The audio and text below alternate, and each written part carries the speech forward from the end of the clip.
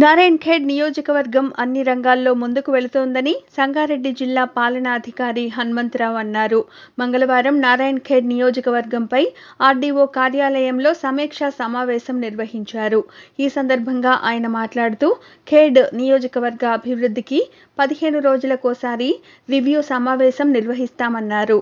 వివిధ దశల్లో ఉన్న అభివృద్ధి పనులకు మార్చి 15 వరకు గడువు తేదీలను నిర్ణయించామన్నారు. రాబో రోజుల్లో ఏర్పడే నీటి సమస్య తీర్చేందుకు స్థానిక ఎమ్మెల్యే భూపాల్రెడ్డి సహకారంతో కృషి చేస్తామని వివరించారు. ఎమ్మెల్యే భూపాల్రెడ్డి మాట్లాడుతూ ఖేడ్ అభివృద్ధికి జిల్లా కలెక్టర్ అన్ని విధాలా సహకరిస్తున్నారని స్పష్టం చేశారు. ఆయన వెంట జిల్లాకు సంబంధించిన అధికారులు, నేతలు ఉన్నారు. నమస్కారం.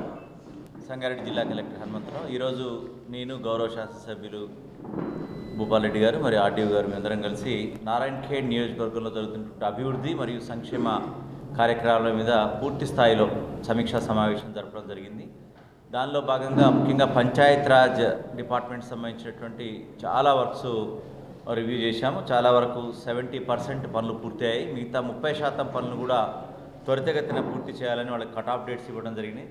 కొన్ని వివిధ కారణాల వల్ల ప్రారంభం కాని పనులకి 19వ తారీఖు కట్ ఆఫ్ డేట్ ఇవ్వడం జరిగింది. అదేవిధంగా ఈ నెల 28వ తారీఖు కొన్ని పనులను ప్రారంభోత్సవం చేయడానికి కట్ ఆఫ్ డేట్ ఇవ్వడం జరిగింది. అదేవిధంగా 15th మార్చి కొన్ని వర్క్స్ని వాటికి కూడా కట్ ఆఫ్ డేట్ ఇవ్వడం జరిగింది.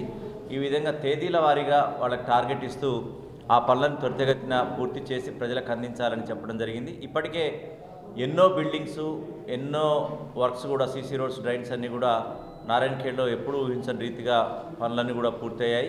చాలా వర్క్స్ ఇప్పుడు ఎమ్మెల్యే గారి చేతుల మీదుగా ఇనాగ్రేషన్కి రెడీ అయి ఉన్నాయి.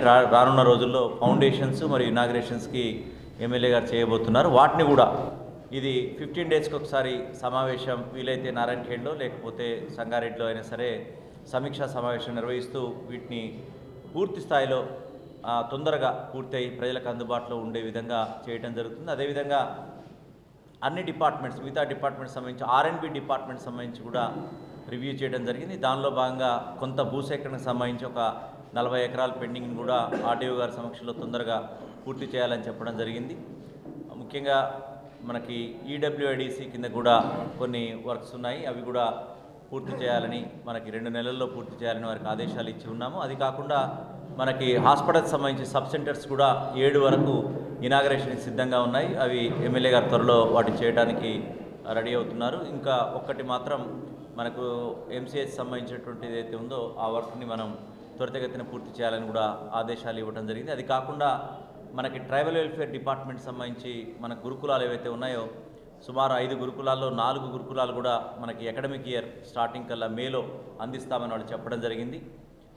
ఇంకొకటి మాత్రం మనకి లేట్గా స్టార్ట్ అయింది కాబట్టి అది ఆగస్టులోగా పూర్తి చేస్తామని సంబంధిత రాష్ట్ర స్థాయి అధికారులు కూడా ఈరోజు వచ్చారు. ఎస్సీ గారు వాళ్ళు వచ్చారు. కొన్ని మనకి ఏవైతే కొన్ని టెండర్ అయితే కాల్ఫర్ చేయకుండా RES కింద ఉన్నాయో అవి కూడా ఇమీడియట్గా వాళ్ళని టెండర్ కాల్ఫర్ చేయమని చెప్పడం జరిగింది. అంతేకాకుండా మిగతా డిపార్ట్మెంట్స్, వెల్ఫేర్ డిపార్ట్మెంట్స్ వాటిని కూడా రివ్యూ చేయటం, ఎప్పటికప్పుడు వీరు ప్రోగ్రెస్ రిపోర్ట్స్ కూడా జిల్లా కలెక్టర్గా నాకు అందజేయాలని చెప్పడం జరిగింది. ముఖ్యంగా మిషన్ భగీరథ సంబంధించి చాలా ఈసారి ఉన్నటువంటి పరిస్థితులలో ప్రజలు కూడా ఎక్కువ శాతం ఊళ్ళల్లో ఎక్కడ కూడా సింగిల్ ఫేజ్ మోటార్లు వృధాగా నీటిని వదలటం ఇవన్నీ చేయకుండా గ్రౌండ్ వాటర్ని కాపాడుకోవాలి. రానున్న రోజుల్లో మనకి మార్చి, ఏప్రిల్, మేలలో కొద్దిగా డ్రింకింగ్ వాటర్ క్రైసిస్ని ఎదుర్కొనడానికి ప్రజాప్రతినిధుల అధికారులందరూ కూడా కలిసి పనిచేయాలని చెప్పడం జరిగింది. ఇప్పటికే RWS భగీరథకు సంబంధించి యాక్షన్ ప్లాన్ తయారు చేశాం. ఎక్కడైనా సరే నీటి ఎద్దడి తలెత్తినట్లయితే హైరింగ్ ఆఫ్ వెల్, మంచిగా ఉన్నటువంటి వెల్ని మేము హైరింగ్ తీసుకొని ఆ గ్రామానికి ఒక ట్యాంక్ అనుసంధానం చేసి వాటర్ ప్రాబ్లం లేకుండా చేయటం ఒకటి. అదేవిధంగా ఇక తప్పనిసరి పరిస్థితుల్లో ట్రాన్స్పోర్టేషన్కైనా పోయి ప్రజల యొక్క త్రాగునీటికి ఇబ్బంది లేకుండా చేయాలని చెప్పేసి పూర్తి స్థాయిలో ఎమ్మెల్యే గారు మరియు మేము కలిసి మండలాల వారీగా, గ్రామాల వారికి కూడా రివ్యూ చేసుకొని వాటికి యాక్షన్ ప్లాన్ కూడా తయారు చేయడం జరిగింది. ఈ ఇబ్బందిని ప్రజాప్రతినిధులు, ప్రజలు, అధికారులు అందరూ కలిస్తేనే మనం అధిగమించే పరిస్థితి కాబట్టి ముఖ్యంగా కంకి ఏరియాలో, ముఖ్యంగా నాగిలిగిద్ద, సిర్గాపూర్ కొంత ప్రాంతంలో నీటి ఎద్దడిని తట్టుకోవడానికి మనం ఏ విధమైనటువంటి చర్యలు తీసుకుందాం అనేది ఎప్పటికప్పుడు కూడా వారం చేయడం జరుగుతుంది. రానున్న రోజుల్లో ఒక కంట్రోల్ రూమ్ లాగా కూడా ఆర్డీఓ గారి సమక్షంలో తెరిచి ఎక్కడ ప్రాబ్లం ఉన్నా కానీ ఇమీడియట్గా తక్షణమే స్పందించే విధంగా కూడా చేయడం జరుగుతుంది. ప్రజలకి ఈ సందర్భంగా ఉన్నటువంటి సింగిల్ ఫోజ్ మోటార్లు ఏవైతే ఉన్నాయో వాటి యొక్క నీటిని వృధా చేయొద్దు. మినీ వాటర్ ట్యాంక్స్ కూడా వృధాగా నీళ్లను వదిలేయటం, ఆన్ ఆఫ్ లేకపోవడం వంటి చర్యలు చేయొద్దు. భూగర్భ జలాలను కాపాడుకోవాలి, లేకపోతే రానున్న రోజుల్లో ఇబ్బందులు ఎదురవుతాయి కాబట్టి ఆ పరంగా కూడా చర్య తీసుకోమని ఆర్డబ్ల్యూఎస్ అధికారిని, పంచాయతీరాజ్ అధికారులను వాళ్ళందరూ కూడా చెప్పడం జరిగింది. ముఖ్యంగా మనకి ఇప్పుడు ముందున్న ఛాలెంజ్ ఐహెచ్హెచ్ఎల్ వ్యక్తిగత మరుగుదొడ్లు రానున్న రోజుల్లో మనం కంప్లీట్ చేసుకోవాలి. సుమారు 7,000 మరుగుదొడ్లు మనకి ఈ కాన్స్టిట్యున్సీలో పూర్తి కావాల్సి ఉంది.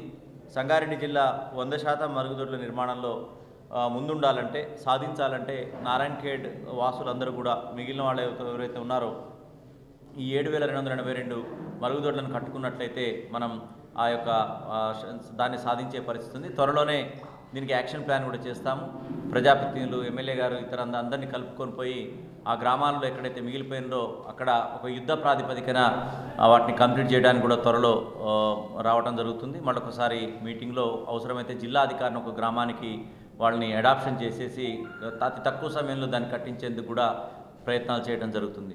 అంతేకాకుండా ట్రాన్స్కో ఎలక్ట్రిసిటీ డిపార్ట్మెంట్ గురించి కూడా రివ్యూ చేయటం. ముఖ్యంగా గ్రామాల్లో పగటిపూట కూడా స్ట్రీట్ లైట్స్ వెలుగుతున్నాయి, థర్డ్ వైర్ అనేది లేదు. ఈ థర్డ్ వైర్కి సంబంధించి కూడా పూర్తి స్థాయిలో రివ్యూ చేయమని చెప్పడం జరిగింది. అంతేకాకుండా గ్రామంలో ఈ వంగిపోయినటువంటి, తుప్పుపట్టినటువంటి ఎలక్ట్రిక్ స్తంభాలను కూడా తొలగించడానికి పవర్ డే అనే కార్యక్రమాన్ని నిర్వహించమని, ఆ పవర్ డేలో ఇట్లాంటి సమస్యలని గుర్తించి అవసరమైతే నా ద్వారా సీఎండి గారికి లెటర్ పెట్టినా సరే తగిన నిధులు తెచ్చుకొని అవన్నీ కూడా రిప్లేస్ చేయాలి. ఎప్పుడో ఏళ్ల నాటి తుప్పుపట్టినటువంటి స్తంభాలు కానీ, లో లయింగ్ లైన్స్ కానీ, తగిలితేనే షాక్ కొట్టి ప్రమాదానికి గురయ్యే పరిస్థితి ఉన్నటువంటి లో లయింగ్ లైన్స్ కానీ, వీటన్నిటికి కూడా ఒక చరమగీతం పాడటానికి ఒక సర్వేలాగా చేసేసి వాటిని చేయడం జరిగింది. ఇప్పటికే మనకి ఆల్రెడీ ఇంటర్మీడియట్ పోల్స్ కోసం వాటన్నిటి కోసం తగినంత బడ్జెట్, నిధులు ఇవన్నీ కూడా వచ్చి ఉన్నాయి. సబ్స్టేషన్ల నిర్మాణం కూడా ఎన్నడూ లేని విధంగా మన దగ్గర అన్ని సబ్స్టేషన్లు నారాయణఖేడ్ నియోజకవర్గంలో అయినాయి. అదేవిధంగా 132 kV సబ్స్టేషన్ కూడా త్వరలోనే మనకి పనులు ప్రారంభించుకునే దానికి సిద్ధంగా ఉంది. 2 సబ్స్టేషన్స్ ఆల్రెడీ చార్జ్ చేయడానికి వారు సిద్ధంగా ఉన్నారు ఇనాగ్రేషన్కి. ఈ విధంగా ఆ డిపార్ట్మెంట్, అంతేకాకుండా ఆపద్ బంధు, రైతు బంధు మరియు రైతు బీమా ఈ పథకాలపై కూడా సమగ్రంగా చేయటం జరిగింది. దీనిలో గౌరవ శాసనసభ్యులు గారు వారందరూ కూడా పర్సుయేషన్ చేయడంతో అగ్రికల్చర్ డిపార్ట్మెంట్ సంబంధించినటువంటి పెండింగ్లో ఏవైతే ఉన్నాయో అన్సైన్డ్ ఖాతాలు, రెవెన్యూ డిపార్ట్మెంట్ నుండి ఖాతాలు సుమారు నారాయణఖేడ్ నియోజకవర్గానికి సంబంధించి 4,000 మందికి మోక్షం కలగనుంది. వారికి త్వరలోనే చెక్కులు ఇవ్వడానికి కూడా అగ్రికల్చర్ డిపార్ట్మెంట్ సన్నాహాలు చేస్తుంది. రైతు బీమా పథకం కూడా మన దగ్గర పూర్తి స్థాయిలో అమలైంది. ఆ బీమా పథకంలో భాగంగా ఎవరైనా సరే ఆపదలో మరణించినప్పుడు కూడా ఇమీడియట్గా తక్షణమే వారికి సాయం అందించే ప్రక్రియ కూడా నియోజకవర్గంలో కూడా చురుగ్గా సాగుతుంది. అంతేకాకుండా మిగతా పంచాయతీరాజ్ డిపార్ట్మెంట్ సంబంధించినటువంటి పంచాయత్ సెక్రటరీలు వీళ్ళందరూ కూడా పూర్తి స్థాయిలో నిబద్ధతతో పనిచేయాలని, కొత్త సర్పంచులు ఎవరైతే ఎన్నికైనారో వారందరికీ కూడా ప్రజాప్రతినిధులను కలుపుకొని పోయి మన గౌరవ ముఖ్యమంత్రి గారు ఏదైతే మన ప్రభుత్వం ఏదైతే ఆశిస్తుందో ఆ విధంగా శానిటేషన్, ముఖ్యంగా గ్రామాల్లో శానిటేషన్, పరిశుభ్రత బాగా ఉండే విధంగా డ్రైన్స్ మరియు ఇవన్నీ కూడా ఒక డంప్ యార్డ్ ఉండే విధంగా, ప్రతి గ్రామానికి ఒక డంప్ యార్డ్ ఉండే విధంగా, అంతేకాకుండా ప్రతి గ్రామానికి ఒక వైకుంఠధామం ఉండే విధంగా. వైకుంఠధామం అంటే ఎవరు ఎంత బతికినా కానీ చివరికి పోయేది అక్కడికే. అక్కడ కనీస సౌకర్యాలు లేనటువంటి పరిస్థితి ఉంది. ఎండకి ఎండి వానకు నడిచి కనీసం చివరి చూపు కూడా సరిగ్గా లేనటువంటి పరిస్థితులలో ఈజీఎస్ ఉపాధి హామీ పథకం కింద ఆల్రెడీ వైకుంఠధామానికి మనకి డబ్బు ఉంది. దాన్ని పూర్తి స్థాయిలో వినియోగించుకొని ప్రతి గ్రామాన వైకుంఠధామాన్ని నిర్మాణం చేయాలని చెప్పేసి ఈ సందర్భంగా పంచాయత్ సెక్రటరీల ద్వారా, డిపిఓ ద్వారా కూడా ఆదేశాలు ఇచ్చి ఉన్నాము. కాబట్టి ఇవన్నీ కూడా చేయాలంటే కొత్త పాలకవర్గం, కొత్త సర్పంచులు, పంచాయత్ సెక్రటరీలు అందరూ కూడా కలిసికట్టుగా చేస్తేనే ఆ గ్రామం అంతా కూడా పూర్తి సుభిక్షంగా ఒక మంచి ఆహ్లాదకరమైన వాతావరణంలో ఉంది. రానున్న కాలంలో హరితహారంలో భాగంగా కూడా ప్రతి గ్రామం ఎంట్రీలో మరియు ఎగ్జిట్లో కూడా మొక్కలు నాటాలనే ఎవెన్యూ ప్లాంటేషన్ హరితహారంలో భాగంగా చేయడం జరుగుతుంది. నర్సరీలు కూడా ఇప్పుడే మనం ఆ కవర్స్లో అవన్నీ కూడా మట్టి నింపేసి సీడ్లింగ్ కూడా స్టార్ట్ అయింది. మన జూన్ జూలై వరకు మనం అవన్నీ వర్షాలు పడగానే మనం అందుకోవడానికి కూడా హరితహారం కింద కూడా సుమారు 2 కోట్ల పైబడి మొక్కల్ని అందించడానికి రెడీగా సంగారెడ్డి జిల్లాలో నర్సరీలు సుమారు 342 నర్సరీల్లో ఈ మొక్కలు కూడా ఎదుగుతున్నాయి. ఈ పరంగా కూడా పూర్తి స్థాయిలో ఉంది. అదేవిధంగా సోషల్ వెల్ఫేర్కి సంబంధించి హాస్టల్స్ కూడా వాటిని రివ్యూ చేయడం, బీసీ వెల్ఫేర్ హాస్టల్స్ కూడా రివ్యూ చేయడం జరిగింది. కళ్యాణ లక్ష్మి, షాదీ ముబారక్ చెక్కులు కూడా త్వరలోనే మనం అన్నీ కూడా సుమారు 650 చెక్కుల్ని ఆర్డీఓ గారు రెడీ చేస్తున్నారు. త్వరలోనే గౌరవ శాసనసభ్యులు వారి యొక్క టైం తీసుకొని పెద్ద ఎత్తున నియోజకవర్గ కేంద్రంలో ఈ ప్రోగ్రాం జరుగుతుంది. ట్రై సైకిల్స్ కూడా మనకి కొంతమంది వికలాంగులకు ఇచ్చే కార్యక్రమం ట్రైసైకిల్స్ ఇప్పటికే మనకి జిల్లా కేంద్రానికి ఈరోజు నారాయణఖేడ్ కాన్స్టిట్యున్సీ కేంద్రానికి ఈరోజు చేరుకున్నాయి. వాటినన్నింటినీ కూడా ఈ ప్రోగ్రాం పెట్టేసి ఎమ్మెల్యే గారు త్వరలోనే వాటిని ప్రజాప్రతినిధులందరితో కలిపేసి అది ప్రోగ్రాంలో వాటన్నిటి కూడా ఇవ్వడానికి రెడీగా ఉన్నారు. కాబట్టి ఇవన్నీ కూడా నారాయణఖేడ్ నియోజకవర్గంలో పనులు వర్క్స్ చాలా ఉన్నాయి. అంటే నెంబర్ ఆఫ్ వర్క్స్ చాలా వర్క్స్ శాంక్షన్ అయ్యి మంజూరై పనులు పూర్తయి వివిధ దశల్లో ఉన్నాయి. పనులు పూర్తయిన శాతం కూడా నియోజకవర్గంలో ఎక్కువగా ఉన్నాయి. ఇంకా కావాల్సిన 30% కూడా ఇమ్మీడియట్గా ఎప్పటికప్పుడు కూడా వాటిని సమీక్ష చేస్తూ ముందంజలో ఉండే విధంగా చేయడం జరుగుతుంది. ముఖ్యంగా డబల్ బెడ్రూమ్లపై సమీక్ష ఈరోజు కుదరలేదు సమయాభావం వల్ల. ఇది పూర్తి స్థాయిలో మనం సంగారెడ్డి జిల్లా కేంద్రంలో కాంట్రాక్టర్లతో సహా త్వరలోనే పెడుతున్నాం. మన నియోజకవర్గంలో చాలా బాగా అవుతున్నాయి. 1400 ఇండ్లు వివిధ దశల్లో ఉన్నాయి. అది కూడా తొందరలోనే రాబోయే 3-4 నెలల్లోనే పూర్తయి గృహప్రవేశాలకు వెళ్లే విధంగా వాళ్ళందరికీ కూడా దిశానిర్దేశం సంగారెడ్డి జిల్లాలో కాంట్రాక్టర్లను కూడా పిలిచి ఒక డెడ్లైన్ అంటూ ఇచ్చి చేయడం జరుగుతుంది. ఈ లోపల ఆర్డీఓలకి రెవెన్యూ యంత్రాంగానికి కూడా అర్హులైనటువంటి వాళ్ళని ఎంపిక కోసం కూడా త్వరలోనే కసరత్తు చేపట్టడం జరుగుతుంది. కానీ ఎక్కడ కూడా కాగితాలు పట్టుకొని ఆఫీసుల చుట్టూ తిరగాల్సిన అవసరం లేదు. మధ్య దళారుల్ని ఆశ్రయించాల్సిన అవసరం లేదు. ఎక్కడ కూడా అర్హతే ప్రాతిపదికన తహసీల్దార్ మరియు ఆర్డీఓ వీళ్ళ సమక్షంలో ఈ యొక్క ఇండ్లకి సంబంధించిన లబ్ధిదారుల ఎంపిక పారదర్శకంగా జరుగుతుంది. ఆ జరిగినటువంటి లిస్టును కూడా గ్రామ పంచాయతీలో మేము వేయటం జరుగుతుంది. ఒక వారం అట్లా ఉంచుతాము. క్లెయిమ్స్ అండ్ అబ్జెక్షన్స్ అడుగుతాము. మళ్ళీ ఎవరైతే ఖచ్చితంగా పేదవాడు ఎవరైతే ఉన్నారో అర్హత ఉన్న వాళ్ళకే ఈ యొక్క డబల్ బెడ్రూమ్ ఇల్లు దక్కుతుంది. ఎందుకంటే ఇది చాలా కాస్ట్లీ అఫేర్. డబల్ బెడ్రూమ్ పొందాలంటే అది కట్టినటువంటి దాని ప్రకారంగా గవర్నమెంట్ ఇచ్చినటువంటిది 5,04,000 అయినప్పటికీ సామాన్య మానవుడు కట్టాలంటే మాత్రం అది డెఫినెట్గా 10 నుంచి 15 లక్షల నుంచి 20 లక్షల వరకు కూడా భూమి కాస్ట్తో పాటు అయ్యే పరిస్థితి. కాబట్టి వాళ్ళ యొక్క కళ, ఇది సామాన్యుల యొక్క కళ. కాబట్టి ఇది యొక్క కళ నెరవేరాలంటే కరెక్ట్గా అర్హులకే ఇవ్వాలి. మనం పేదవాళ్ళకి, ఇల్లు లేని వాళ్ళకే ఇవ్వాలి. కాబట్టి ఆ ప్రక్రియ పారదర్శకంగా చాలా నిజాయితీతోటి జరుగుతుంది. రెవెన్యూ యంత్రాంగం పూర్తి స్థాయి మేము ఆదేశాలు జారీ చేస్తాం.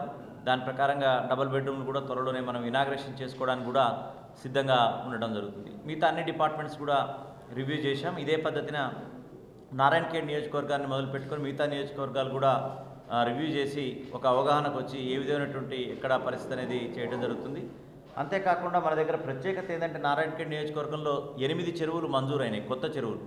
ఆ 8 చెరువుల్లో గవర్నమెంట్ ఇవ్వాల్సినటువంటి అబ్జెక్షన్స్, క్లియరెన్స్ ఇవన్నీ కూడా 4 చెరువులకు ఇప్పటికే వచ్చి ఉన్నాయి.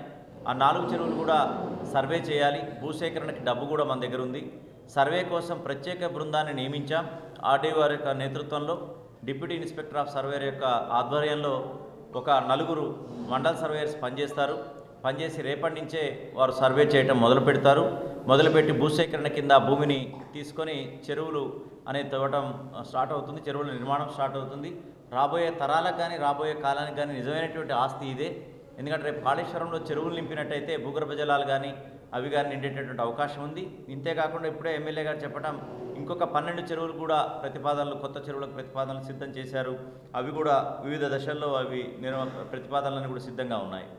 అంతేకాకుండా రేషన్ కార్డుకు సంబంధించి కూడా మొత్తం రివ్యూ చేయడం జరిగింది. రేషన్ కార్డుల యొక్క పరిస్థితి ఎలా ఉందని చెప్పేసి చేయడం జరిగింది. సంతృప్తికరంగా ఉంది. ఎక్కడైనా సరే అడపాదడపా మీకు బియ్యం రాకపోయినా మీకు సమీప తహసీల్దార్ని సంప్రదించండి, లేకపోతే మీ సేవలో దరఖాస్తు చేసుకోండి, లేకపోతే ఆర్డీఓ కార్యాలయానికి రండి.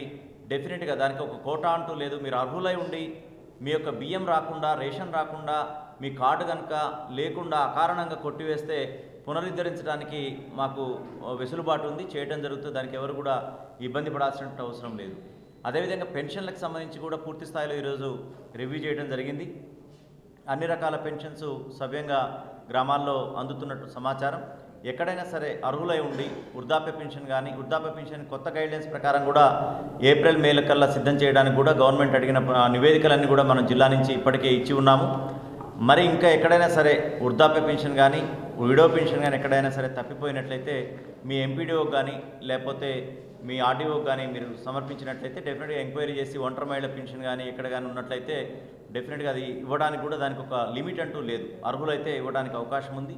కాబట్టి ఈ విధంగా ఒకవైపు డెవలప్మెంట్, ఒకవైపు వెల్ఫేర్, ఈ 2 రకాలుగా రివ్యూ చేసుకొని ముందు మళ్ళీ ఈ ప్రాతిపదికన ఈ కట్ ఆఫ్ డేట్స్ ప్రకారంగా మళ్ళీ అవుతున్నాయా లేవా నిరంతరం చేయడానికి నా తరఫున ఆర్డీఓ గారు ఇక్కడ వారు వాళ్ళ మినిట్స్ కూడా చూసుకొని ఎప్పటికప్పుడు సమీక్ష చేస్తుంటారు.